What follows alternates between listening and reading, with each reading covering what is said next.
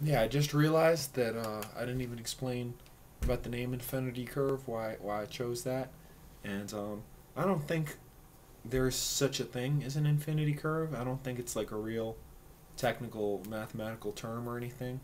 It's just I think my girlfriend made it up actually, but it just represents say you got a line graph and perfection is the top of the graph. Um, Now you're never gonna reach 100% perfection, as long as you live. I mean, I'm not going to get into any spiritual religious stuff, but, in this lifetime, we're not going to reach perfection. But it's still a goal, and to strive towards it as much as possible. Now, the higher you go, the harder and harder it is to gonna get that much closer. But it's a goal, and that's my philosophy with chess, and that's my philosophy with life, is just to make incremental progress every day, and and you're always going to go back a little bit too sometimes, but always at the end of the day, try to feel like you're a little more advanced than you were the the previous day. I mean, and I see a lot of chess players. When I first started playing, actually, played a ton of blitz. I would I would just go hang out.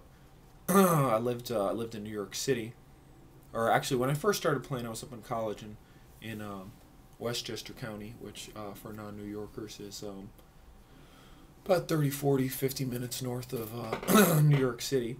But I got real excited about the idea of like playing for money. I would go to Washington Square Park. Of course, I would lose a lot more than I would win, especially when I first started playing. I was like 1,000, 1,100 player, or probably when I first started playing, I was like six, seven, 800. I didn't even know what the rating system was, but I got up to about the 1,000 level pretty quick.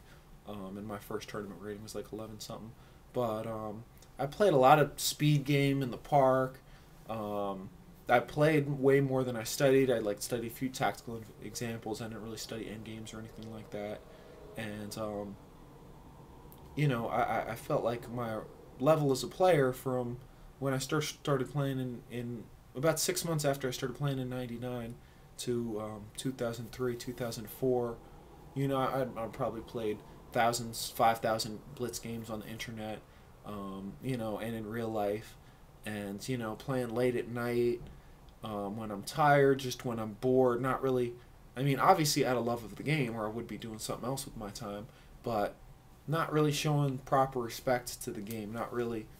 I mean, I've gotten in discussions with people before. Some people are really anti playing blitz game, and blitz game is for non-chess viewers, it's a 5 minute game of chess. And I also even played, you know, bullet chess, which is like 2 minutes, or bullet might be one.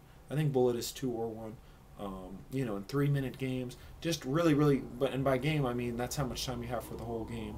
And for some people that might be helpful, especially if you're analyzing your games afterwards and kind of test seeing where your chess instincts are. But for me, I don't really enjoy it. My ideal time control is actually the big tournaments like the World Open, National Open, where you get 120 minutes, 2 hours for the first 40 moves, and then another hour for the last 30 moves. What I don't like actually is went to this tournament up in Hamilton, New Jersey. They had like infinite time controls. You had 80 minutes for the first 40 moves, and then every additional 15 moves you got another half an hour. So those games could go into 3, 4 time controls, and that was just a little much for me. But the classic 40 moves in 2 hours, sudden death in 1 hour, that's my favorite. But I'm going off on a tangent a little bit. My point in this channel is I don't want to be one of those players who goes up high and then hits his floor.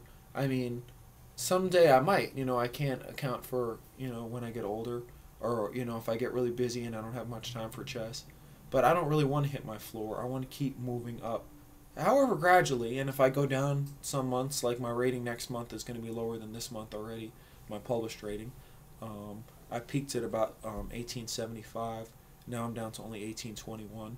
But I'd like to stay above the 1800s because I think I am a solid Class A player, and I just have to kind of reassess and study up, solidify my end games, my openings, tactics, and just the basics. I think just going over the basics, especially tactics though, because tactics are fun, and if you miss them, you're gonna be it's frustrating to miss them, and B, because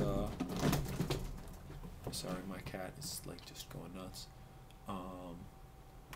Yeah, and B, because tactics will, in a long tournament game with money on the line, if you can win like a tactical game in the first, 20, 25 moves, make your opponent totally busted, you'll save a lot of time in the end game, which could go on to be a 6-hour game, and you'll have a lot of more energy for your other games.